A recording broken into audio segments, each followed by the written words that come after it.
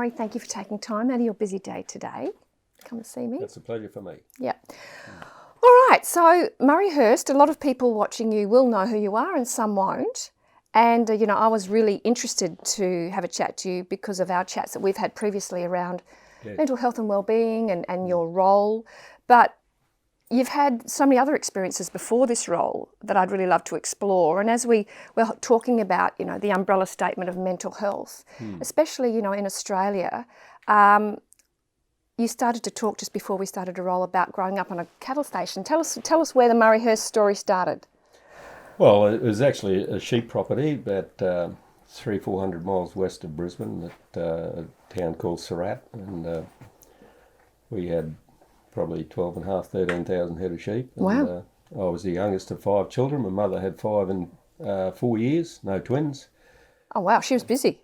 Yeah, and at one stage she was breastfeeding me and she was also feeding 18 lambs, but I don't think she was feeding them on the God, breast. women in those days really deserved a medal, didn't they? Yeah, well, we went through a lot of hardship, and it wasn't until I turned 16 that we actually got electricity on. So, yeah, it was quite remote in that way. We all were very close, I guess, and Mum and Dad have both passed away. Mum recently, but we went through a lot of, like I said, hard times, and I guess one I could talk about would be when I was 8 years old. We lost 6,500 head of sheep in the drought. When you were 8? Yeah, I was 8, and I can see that's still a bit of a tug for you. yes. Yeah, Tell me about that. It had a big effect on my life and Did it? belief and everything, actually. But Sorry to interrupt. Can you tell me about the belief? What happened? What did you decide as an 8-year-old?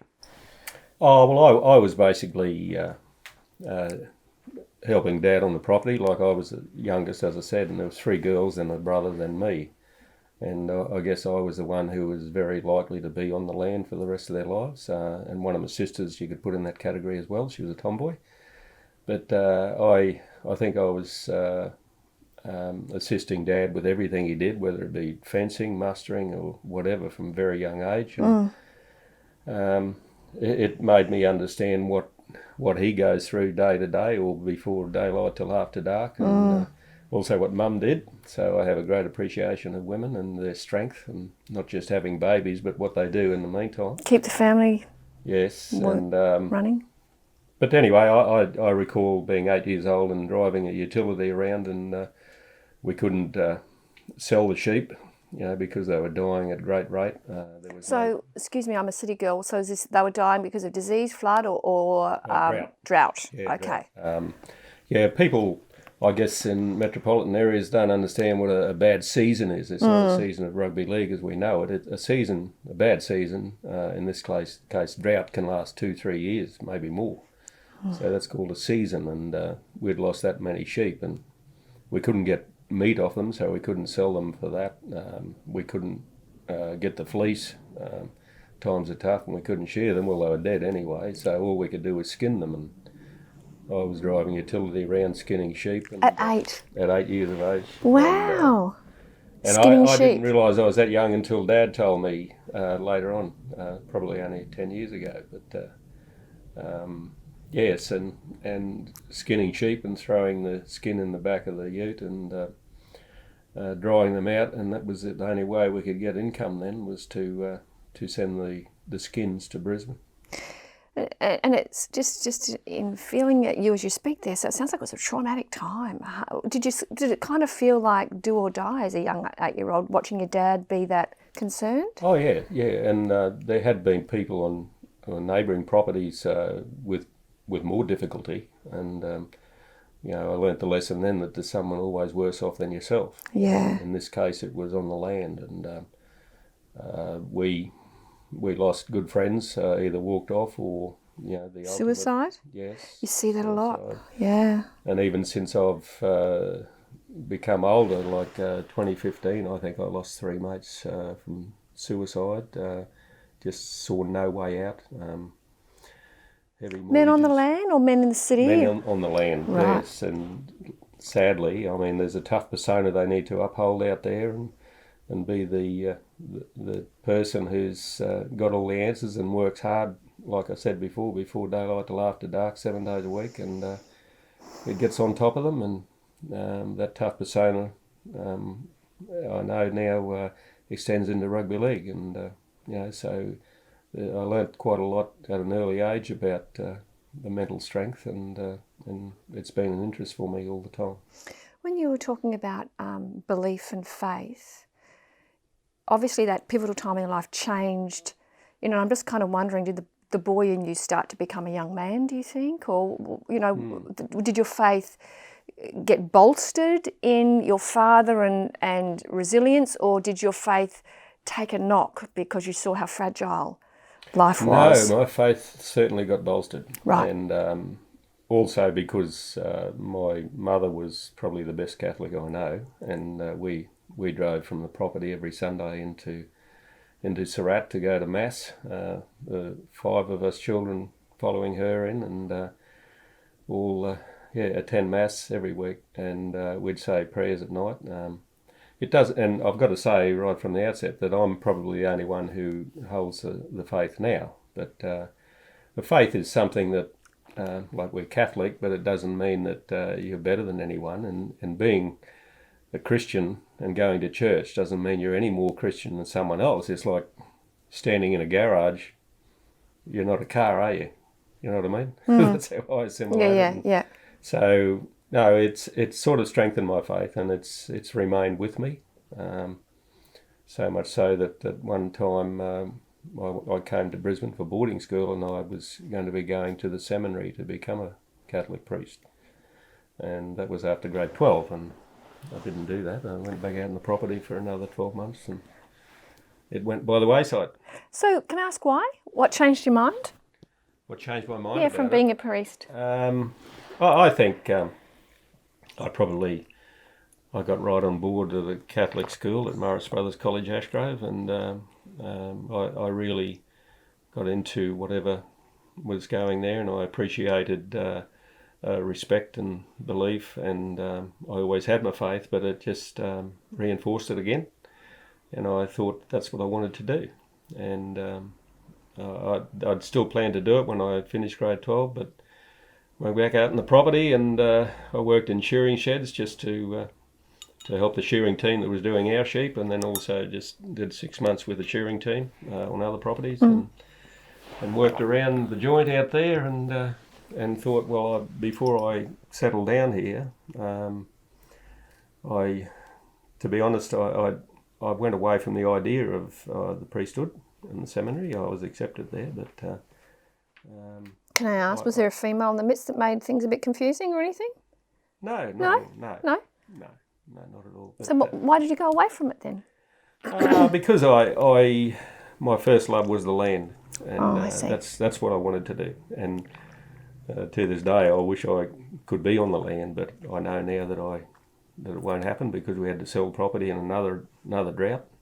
We had 4 sheep properties, had to sell them. And subsequently, that all happened when I went to Rockhampton, because I had 2 sisters and a brother there, and I wanted to see how far I could go in sport, namely cricket and rugby league and rugby union. And in that time, the drought came again, and that's when Mum and Dad sold. So, right. Yeah. And so that was your entree into the sporting arena, the sporting world? Yes, it was. I don't know. I love cricket more than rugby league. Still do. Is that blasphemous saying that out loud? No. No, is it? I've got nothing to hide anywhere, and I certainly won't hide that. Do you know, I found that really interesting, and I've heard, because I've spoken to many elite athletes over the years, and it seems, and I hear that a bit, men that just have good ball skills, that good, hand-eye coordination, are often good at quite a few sports. Yeah. It's not just one. Yeah, well, I think I was a better cricketer than I was a rugby league player. I was a frustrated rugby league player. Were you? Yeah. Okay. I never had a coach that showed me anything. Oh, really? Yeah, but I did in rugby union. There you go. Okay. Anyway, I'm not anyone notorious in that sport, no. All right, so is rugby union where you kind of took off? Well, my third game of rugby union, was for Queensland Country. So I had quite a meteoric role. I played it at Ashgrove, but I can't remember playing any games there because I was only focused on cricket. Right. Yeah, but I love the camaraderie in rugby compared with rugby league. Mm-hmm. And don't get me wrong, I love rugby league and still do. Yeah. What's the difference when you say camaraderie? What's the difference? I think with rugby people, they accept errors a lot easier, and they always stay together post game with the opposition. And only the year before last, I went to New Zealand, Chile, and Argentina with the Australian Stockman rugby team. All right. Yes, and I really enjoyed that, and it brought back to me the camaraderie that exists. They just stay together, and some of them drink a lot, but they have fun, and I think that's probably what reminded me of the whole contrast, is that they do have fun. Yeah.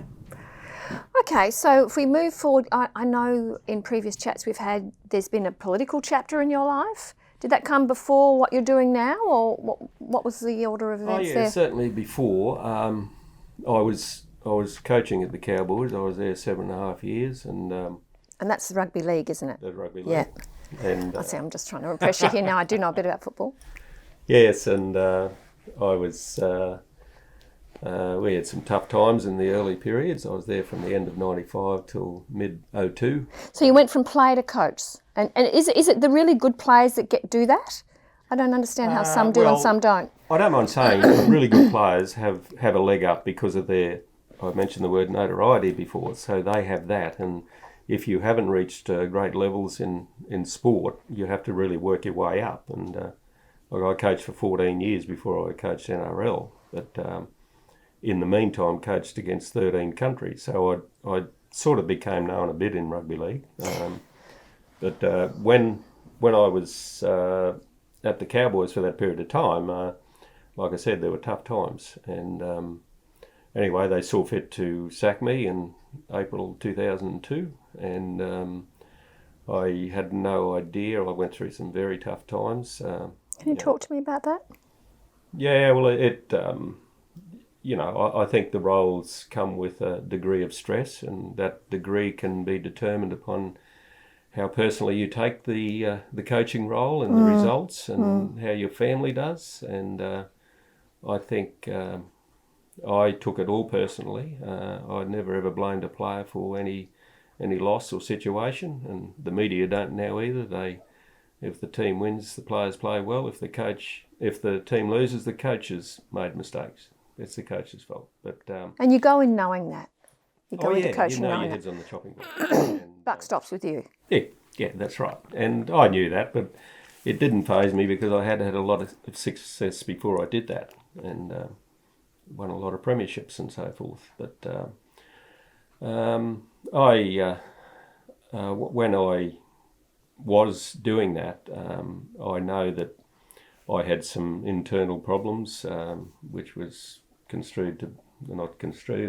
the onset of bowel cancer, and particularly after I got sacked, it was much worse. And I also contracted viral meningitis and encephalitis. Isn't that interesting how the body... And, I've been speaking to a few people around cancer, and if you look at, metaphysical terms, and there are many different belief systems, but I just find patterns really interesting. And, it's a general consensus in the Eastern world that often cancers are a byproduct of a lack of self-love. And they're a wake-up call for self-care. Yes. And, of course, different meridians and energy centres in the bodies. And there are many people that will debate different points. But I just notice over the last 24 years of working with people on their emotional fitness, more often than not, there's often an element for many of them in a crisis time where something in their body gives out. Yeah. And with cancer in this day and age, I see with many people, 20 years ago, it used to be a bit of a death sentence. Nowadays, it's an opportunity to do a U-turn. It seems to be people are realising. So you obviously did the U-turn.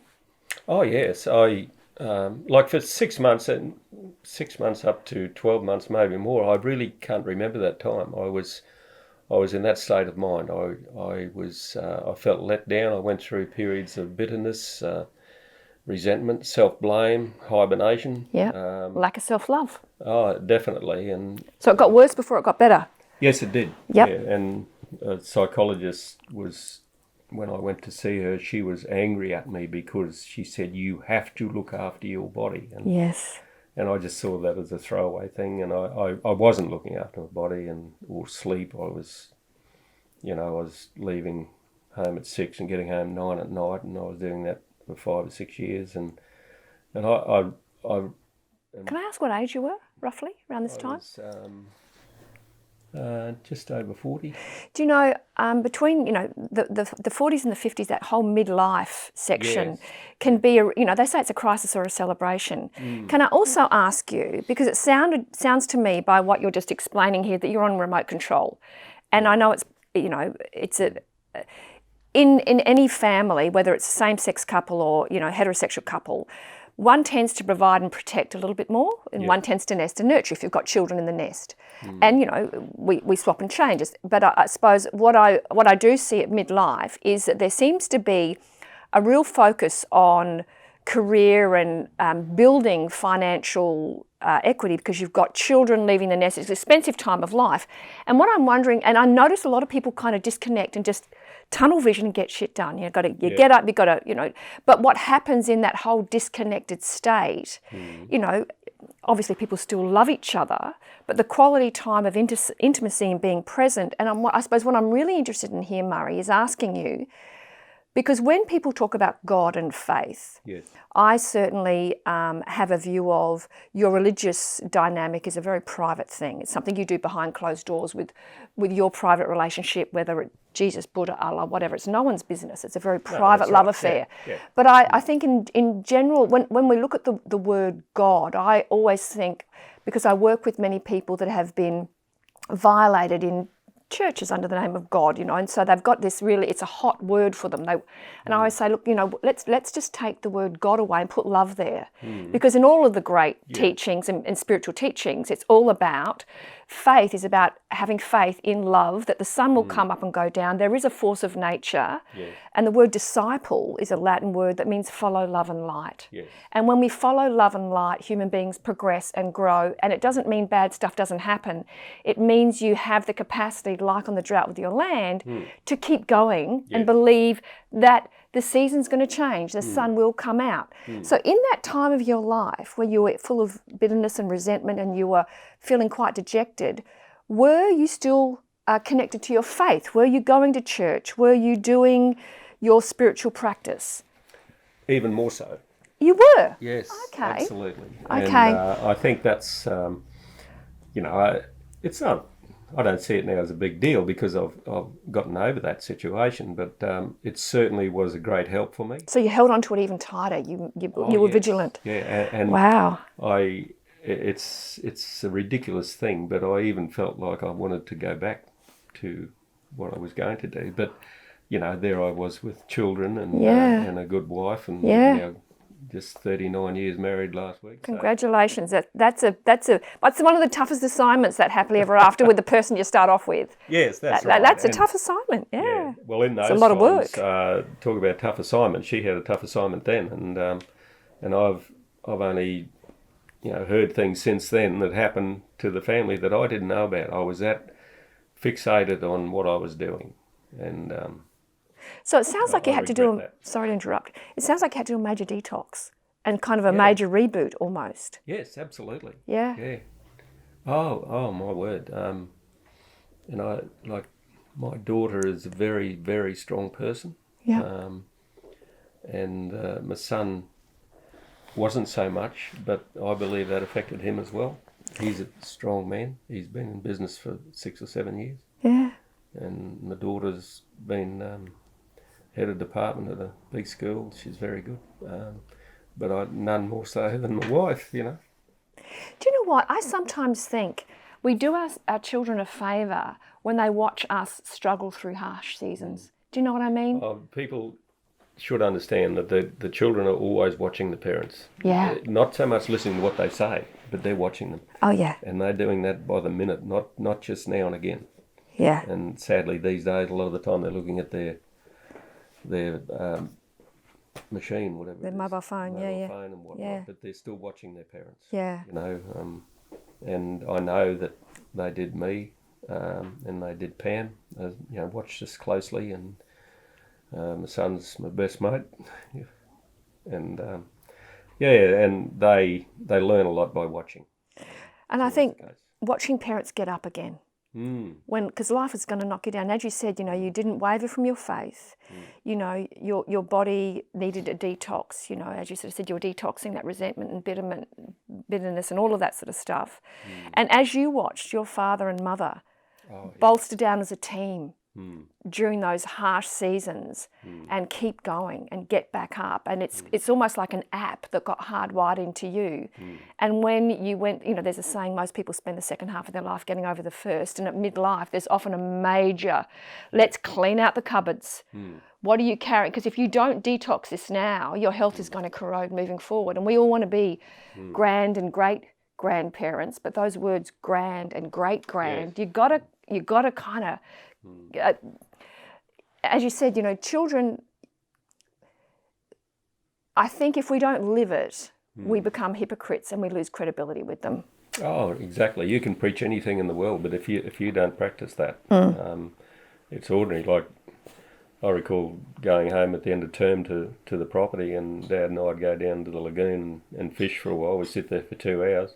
Sometimes we wouldn't say a word, but we're just together. And I don't mind saying, Jared, my son, and I are like that. You know, we don't have to talk about much. You just be with one another, and I think that's so important as a parent, but also as a mentor, because they're watching. Absolutely, and I think, you know, that quiet time, they talk about it in Buddhism. They call it, you know, being Zen, and that beautiful, you know, Zen meaning being a beginner, like a childlike in the Christianity use, and it's like, I love the term of the empty rice bowl. If you want the universe to fill you, you've got to be empty. And in those quiet, I think it takes great heart connection and intimacy to be able to sit with somebody you love in silence and just be. And, you know, in this day and age, again, those things don't happen. Those times don't happen a lot between parents and children. Oh, well, people are brought up to not like silence. You know, they have to have some type of activity or noise around them. And I think it's going to be more prevalent as young people grow up. I don't know, well, I shouldn't say I don't know where it ends, but I don't know where it leads to. Because the silence is going. But you mentioned before, you asked me about the politics situation. Yeah. Anyway, after I'd been put off by the Cowboys and finally got well, I was asked to run in the local government election up there. And anyway, cut it short, I did get elected. I didn't kiss any babies or knock on doors, but I topped the poll up there, and I was quite proud of that. And I really enjoyed local government, to be honest. And at the end of that term, I got asked to run again, and I didn't want to. Can I ask why?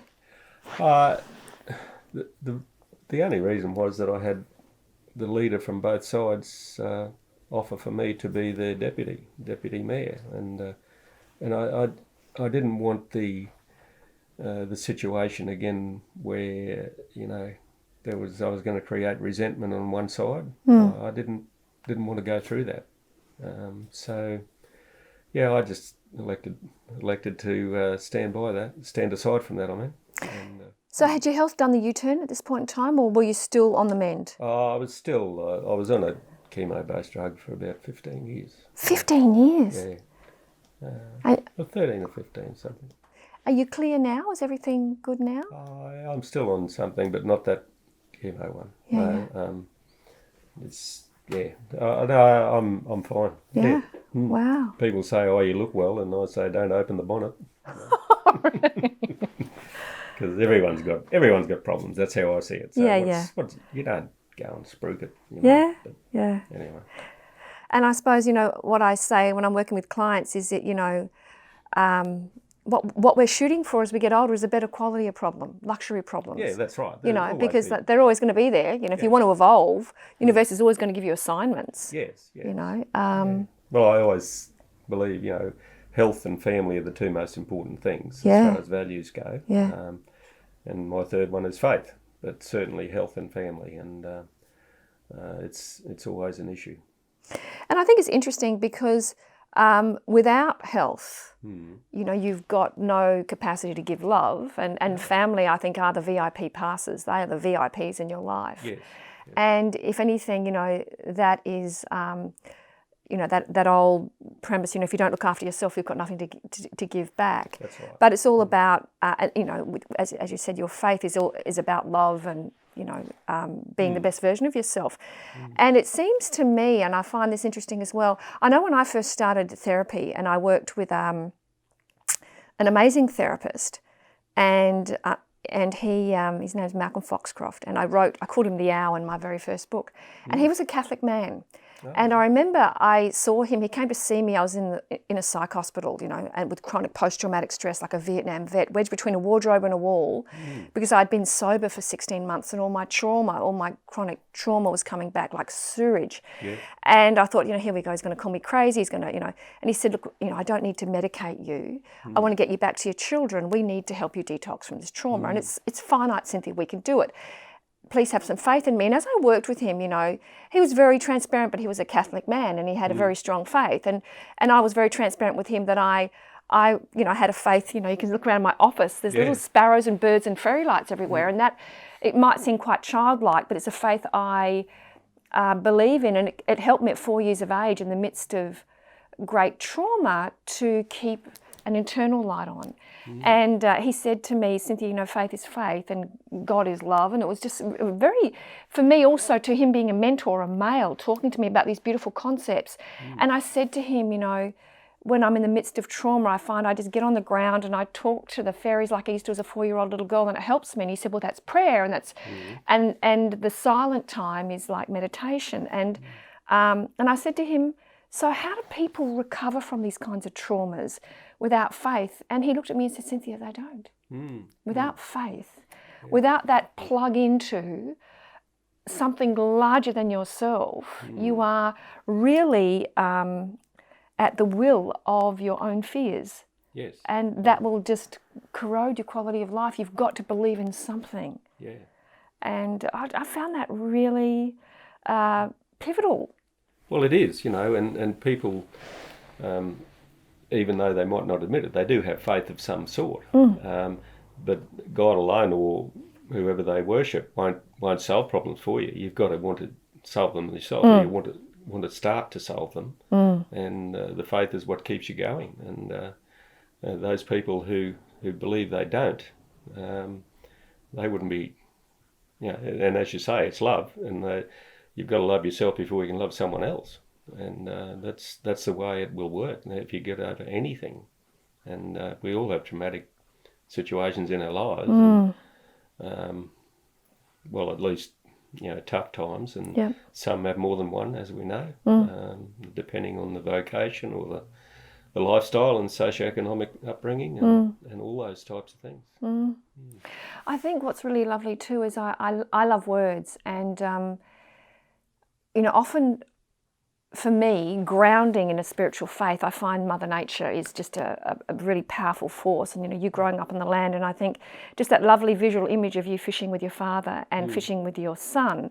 And I often say to clients, you know, you don't have to go to church to ground and connect. You can have a spiritual experience with a sunset or near a body of water. And if you need to ground your heart, remember that the letters in the word heart and the letters in the word earth are the same. And I also love, you know, if you, for us to actually have a quality relationship with another human being or a higher power, in any relationship, you've got to speak and listen. And if we think of prayer as speaking and meditation as listening, and again, if you look at the letters in the word listen, they're the same as the letters in the word silent. Oh, yes, I didn't know that one. And isn't that beautiful? You know, and if we know holding a newborn baby or laying with the love of your life or fishing with your son, sometimes those lovely silences is when you just drink in the love. Yes, yeah.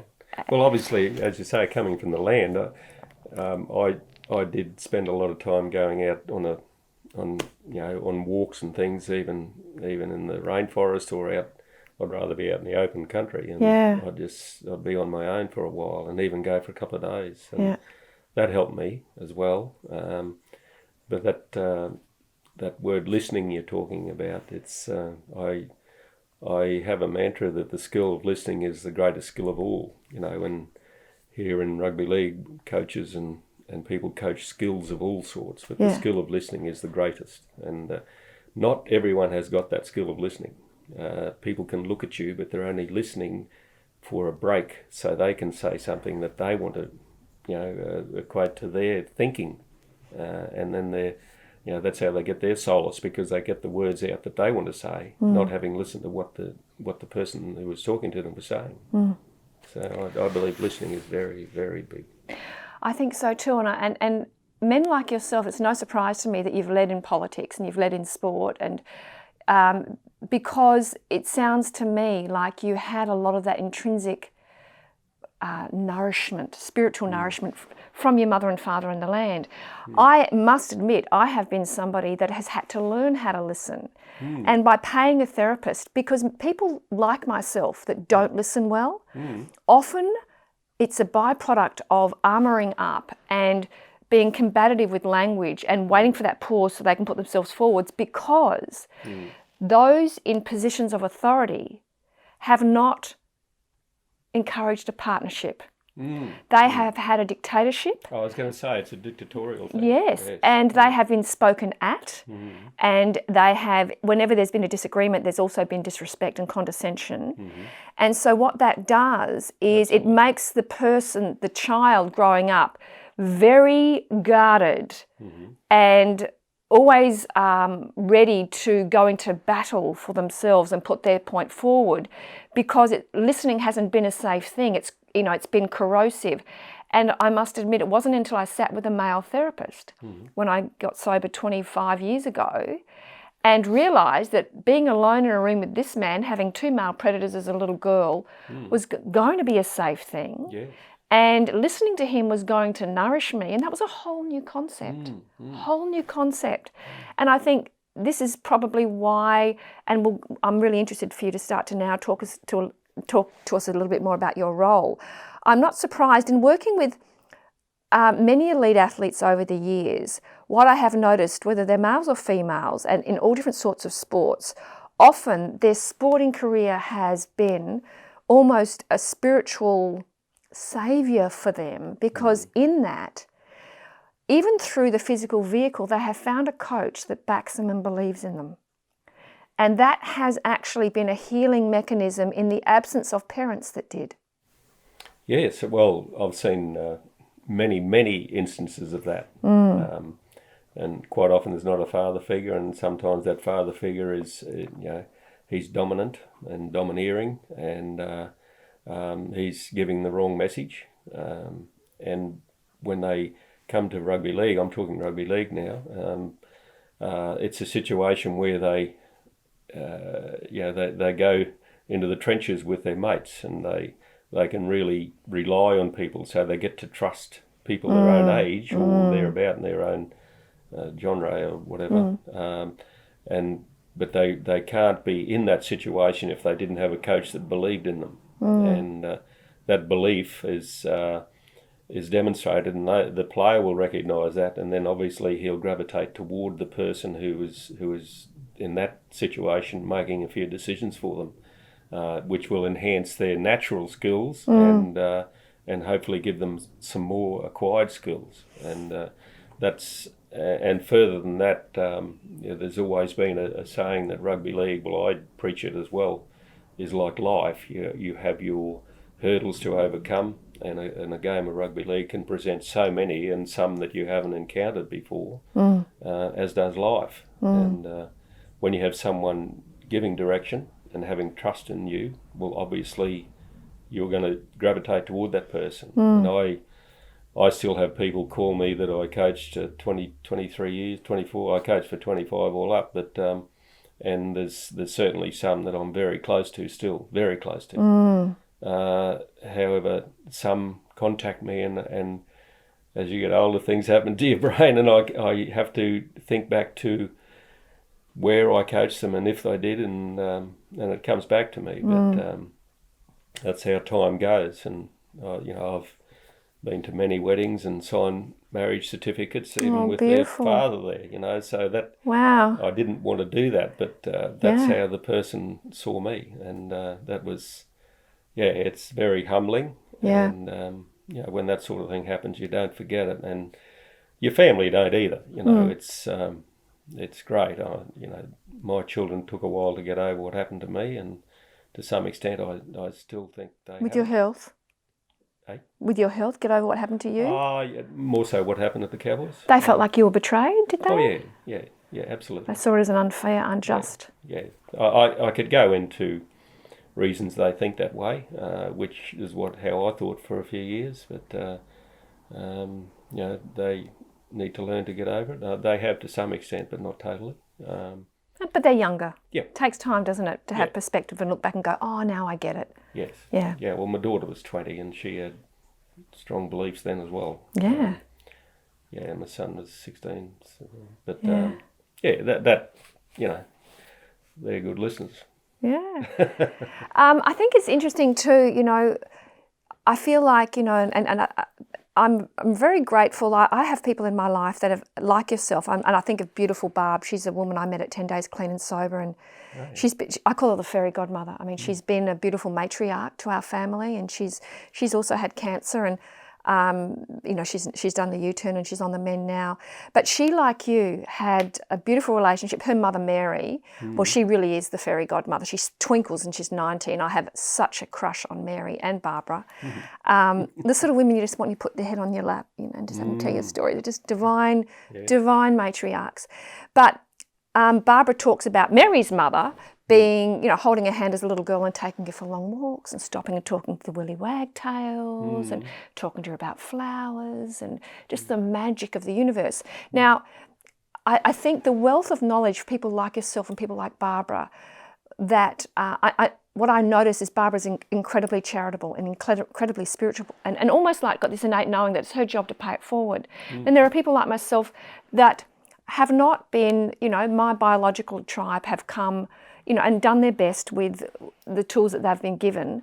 But because of the dynamics that have unfolded, I've needed to find what I call heart tribe. Yes. And that started with a safe therapist, but then Barbara came into my life at 10 Days Sober. And what I have found, some people have biological tribe and heart tribe, so people outside of the family that they're intimate with. And some of us, really just have this heart tribe. And in that, it's great to have people like yourself that, whilst I'm downloading the app and wanting to pay it forward, and I suppose my heart tribe now is the people watching this that have the background like me, that haven't been good listeners, that have been drug addicts, alcoholics, that have been, spending their life being distracted and seeking pleasure rather than building integrity and honour, because they just didn't have they wanted to be women and men of integrity and honour, but never really believed they were perhaps good enough until somebody like you or somebody like Barbara looked and said, you can do this too, Even if you didn't download all of this information as a child, it's never too late to learn. No, that's true. And that's a beautiful thing. Yeah, it is. And self-esteem, and, we say everyone has an ego. Well, certain vocations have bigger egos, as we know. But sometimes with children, their self-esteem is so poor that they can't see themselves at a certain level that they might aspire to be. And that's when decisions are made, wrong ones. And I always say the choices you make are going to make you. And, I assume that was a case with you. You made some poor choices. Absolutely. A lot of people do, and a lot of people continue to do that. And the choices they make are sometimes in defiance, and sometimes they know no better. And that's a result of, incorrect advice and wrong people giving advice and poor mentorship. I think also too, sometimes what happens is a subconscious knee-jerk reaction, which I've seen in my own life, and I've seen in many elite sportsmen and women and celebrities. When they reach a certain level of success, what other people would look from the outside in and go self-sabotage it actually becomes, so often an addiction, whether it's drugs, alcohol, promiscuity, gambling, whatever it is, an addiction is a form of self-soothing. Yes. It's a way of when you reach overwhelm, because like, who do you think you are to go beyond this point? Because you've been programmed that you are not to go beyond this point because you're not good enough, you know, or you're flawed, or who do you think you are? And that repetitive kicks in when you get to a certain point of success and you have no train tracks. Because nobody in your family of origin has gone beyond that point, and it's almost like a loyalty to stay with the script that your caregivers have given you. So this level of fear and anxiety kicks in, and then this, what looks like self-sabotaging behaviour kicks in, and I have a lot of people say, you know, why do I keep self-sabotaging? And what I say is, we've got to help you a bit like a swimmer in a lane. Often tolerance to happiness is the work we've got to do, because going beyond, it's like disinfectant on a wound.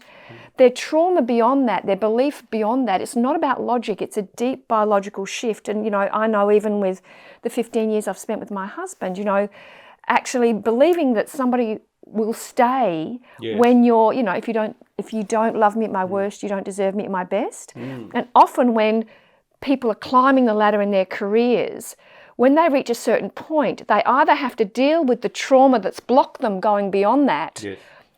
And if they don't have the tools or the language, because they're secrets, and they would betray their family, or they would betray somebody if they spoke about that. So they try and, you know, they go into fight or flight. And that self-sabotage is often like the handbrake that goes on, and it's involuntary. And to anybody else looking on, they wouldn't understand it. And I'm interested, if we can talk now a little bit more about your role. Have you seen that with elite athletes? Does that... Oh, definitely. There's, when you get to elite level sport, you know, those people have a God-given talent, you know, and you know, whether it be individual sport or team sport. And in rugby league, it's always been termed the working man's game, and it's quite a simple game. I often say Cynthia, the only people who complicate rugby league are the coaches, because they want to be too technical. And, oh, really? And or the players, because they drop the ball. That's as simple as the game is. But when you get people of different socioeconomic upbringings and backgrounds, you know, it's a big task and a big ask to get them to gel together as a group of people. You know, I mentioned before, getting in the trenches, well, for a period of 80 minutes every week, and the NRL situation for 26 weeks. It's not an easy job, because there's different growth stages people have, both physically, mentally and socially and emotionally in that time. And getting those people to perform is a big task and ask. And you're talking about the people that they come from a background where they don't think they have the support, and no one before them in their own environment has done this, climbed that ladder. Well, straight away I have to relate that to, and while you were mentioning it, to the Indigenous people in sport. You know, that we have in Australia so many great, and I don't use that word loosely, great sports people, Indigenous sports people. And you know, they do have an issue and problems if they've come from an Aboriginal community where, you know, their talent is God-given, and they've been recognised. And when people are recognised in sport, sadly, some people,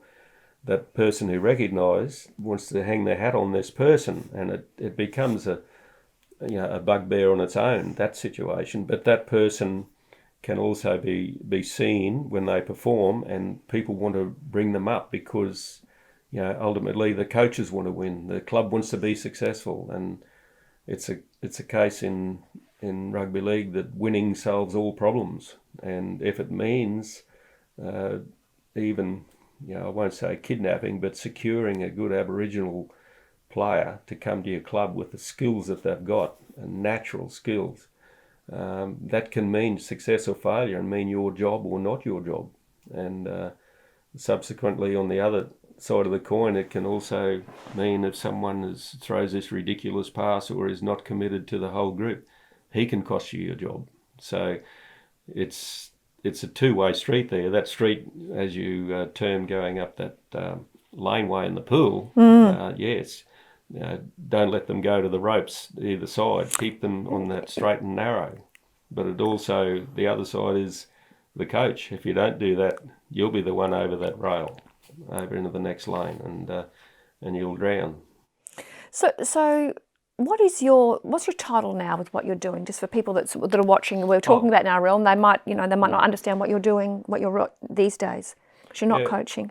No, I'm not coaching. I'm not involved in that.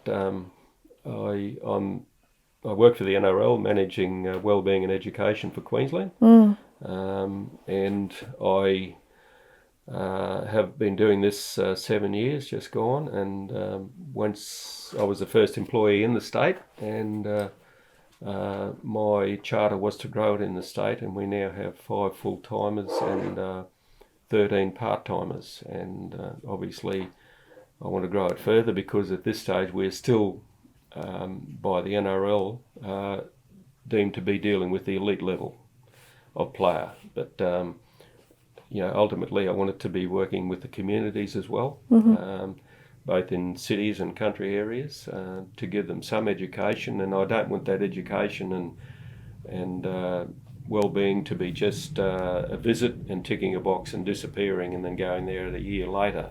So what that means is these people who are part-timers, the 13, the goal is to have them full-time so they can service their clubs, the in-trust Super Cup clubs. There's 14 in the competition, 1 in New Guinea, 13 in Queensland, from Cairns, Townsville, Mackay, Rockhampton, Sunny Coast, and then 9 more in the southeast corner. So big job. Yes, yeah. Well, if you think of the elite level, we're dealing with about 760, and then we also give presentations to under 18 groups and under 16 groups, whether it be drugs, alcohol, and it's not just don't drink alcohol, don't take drugs. I mean, that's obviously the message ultimately, but each year you can't just turn up and say that. No. So we do have certain presentations of varying degree. We educate them on drug testing and how to look after their bodies, and also their mental health. It's a big one, of course, and because it's a societal issue, as all the problems we deal with are. They're not just exclusive or common to rugby league. These are society issues, and with the senior people, the more senior people, we give talks and presentations on gambling, domestic violence, drugs, alcohol, with the younger ones, sexting and texting and the dangers of it, legally.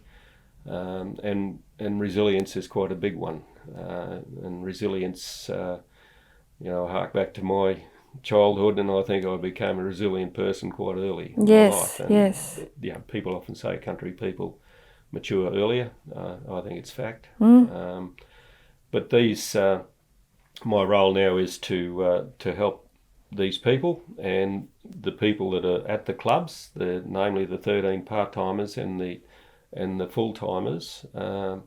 We have a qualification which is a wellbeing certificate for in elite athlete wellbeing, and they interview each and every player to work out a plan for them for the year, and they have 3 meetings with each player throughout a season.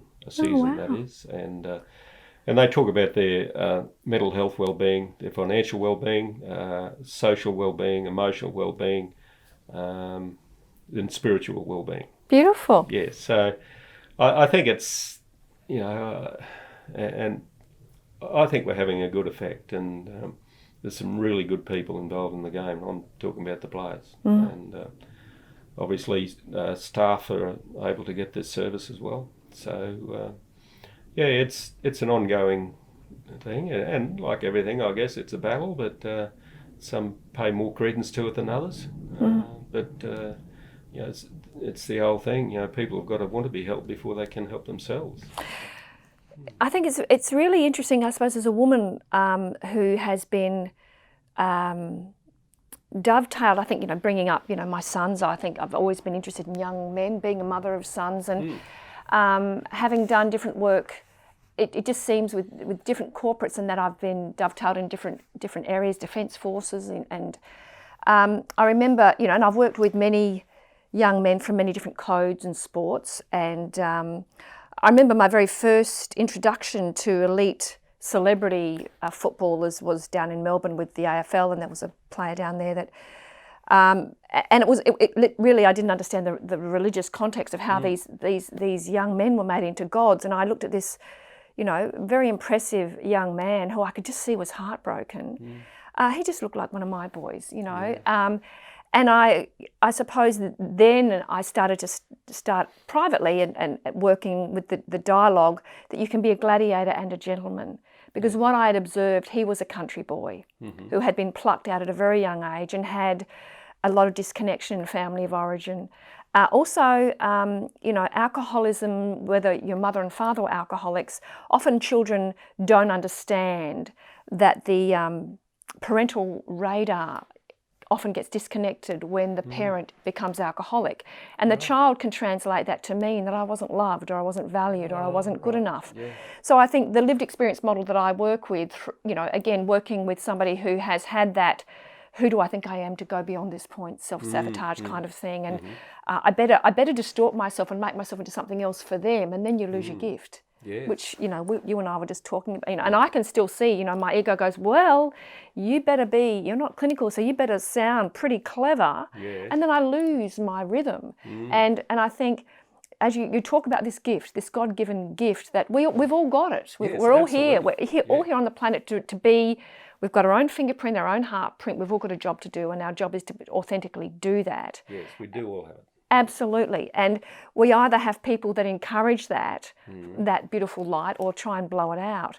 And I think, but I do see, and I still see privately, I see it a lot, mostly with the young males, that it's almost like becoming a gladiator means put your armour on, your tunnel vision on, and just get the job done, which is what, and I see it with my soldiers in the Soldier Recovery Unit Defence Force. You're either fit for battle or you're not. You either do or you don't count.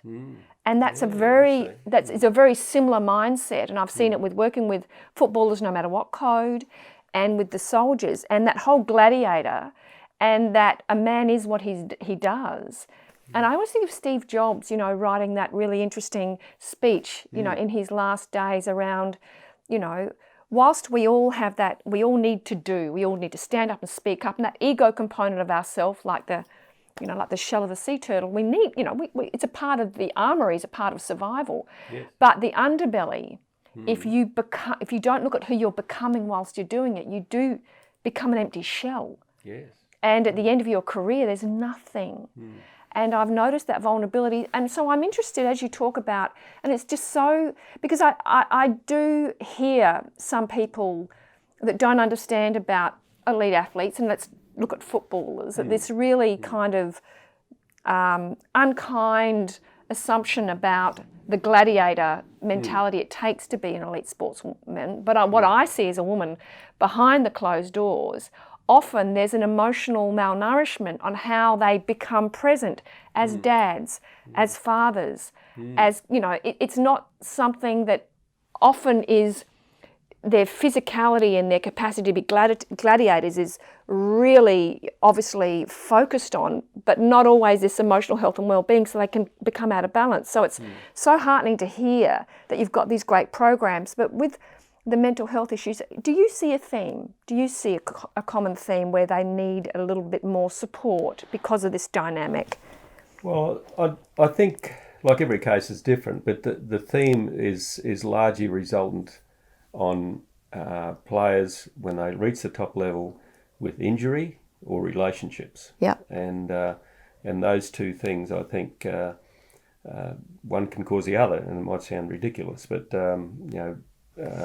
for instance, if a player has an injury, he's at home more often and he feels disconnected from his peers at training and in the club because he can't go demonstrate his tough persona at training and in games.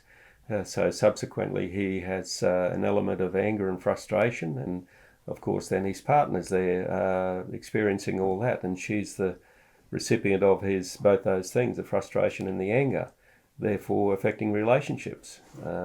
That's in a situation where the relationship is already formed, but prior to that, when young men are in the process and they don't make a decision to do it, but they take a liking to young women, and probably the reverse as well. And when relationships are established and there's some small bump in the road, like I mentioned before, occurs, which, and I say small, but in their eyes it's major. And when it's major, that can dominate their thoughts and their actions. And you can, I don't mind saying, and you might agree, but sometimes you can tell, like if you think someone, well, I think I can detect if someone has a problem at home, and or whether it be not necessarily home, but in a relationship or their own person. And you often go to a shopping centre and you see people, and some look so sad, and others, their shoulders are back, they're walking upright and they're confident. But others, you can just tell that there's a situation rumbling that they don't know how to control. So I think in that regard, in rugby league anyway, when we have those people that have those issues, they're considered a red flag, obviously, and we then have assistance for them by way of psychologists who they can have 6 visits to at the cost of the NRL, and those sorts of things help. And not only that, we also have a program where we have them get them career training, so that rugby league really becomes Plan B rather than Plan A. And Plan A is their training and their life after rugby league. And we have a transition arm as well for transition to retirement for players who not only are at the end of their careers, but have had them stopped for reasons of, well, it can be mental health, or it can be injury, physical injury, and emotional injury. So we even help them into retirement and post their retirement. So the players, there's a lot there for them in this case. It's wonderful to hear that. Actually, it sounds very similar to the Soldier Recovery Centre that I've been doing, where the transition out of service into civilian life. What I've also found interesting as a woman observing this play was I have done some interesting work with the partners and wives of elite athletes, because sometimes, and again, just talking about that fragility, sometimes when a marriage or a relationship is forged in that prime time of the player's career, what I've observed with some females, and I certainly don't stand in judgment, because there was a part of me, there is certainly not all, but there is an element of women that look for gladiators. Oh, yes. They look for gladiators. Now, God knows I did as a young woman, because they haven't been safe. They haven't had somebody to provide and protect. Yes. And often an elite player is earning great money, and they are impressive physical gladiators. And what happens is, when that gladiator is wounded and not able to be out there providing and protecting, the dynamic starts to really fracture, because again, and I think one of the loveliest things a father can show his daughter, and it was interesting, you talk about your daughter being quite annoyed, because that cross-gender relationship's incredibly strong. A little girl's first love affair is with her father's heart, and her first hero is her mother. And a boy's first love affair is with his mother's heart, and his first hero is his dad. And in that cross-gender relationship, children can get incredibly loyal and indignant for any injustice they see with their parents. But what I was going to say, I just lost my thought there, that I wanted to continue on with around that. Yes, so when in our naivety, in our young adolescent years, Oh. A wardrobe malfunction that can stay there. When there is a gladiator that you don't have that dynamic with. So I was brought up with a gladiator father, and I never saw vulnerability. And I think if a daughter never gets to see her dad be fragile, be vulnerable, get glassy-eyed. And I think one of the reasons I wanted to interview you is that I could see that, you know, obviously a man that has been a gladiator but is also a father and a very connected, you know, your heart, you can tell whether people are heart connected behind their eyes.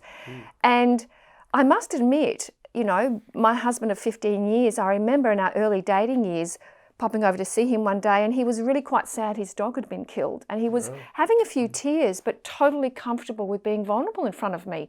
And it was a very new dynamic in seeing this big burly man have a tender moment.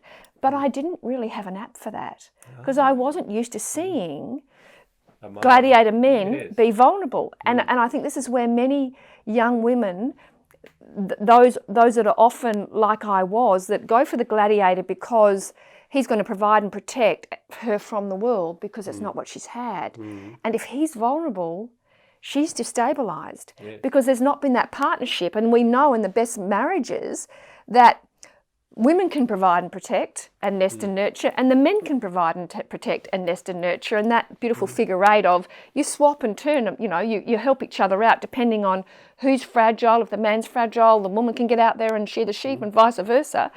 But in those homes where you don't see that partnership, you know, this is my better half, you do that side of the street, I do this side of the street. And if you're down for the count, well, we're vulnerable because I don't know how to pay a bill. I don't know how to provide and protect. So it's just an interesting thing. I see that sometimes with a certain section of women that are attracted to gladiators. And that fracturing happens when their career finishes, or they're vulnerable, or they have to admit, you know, that they're in overwhelm, or they start self-sabotaging because they don't believe that they're worthy to go beyond that point.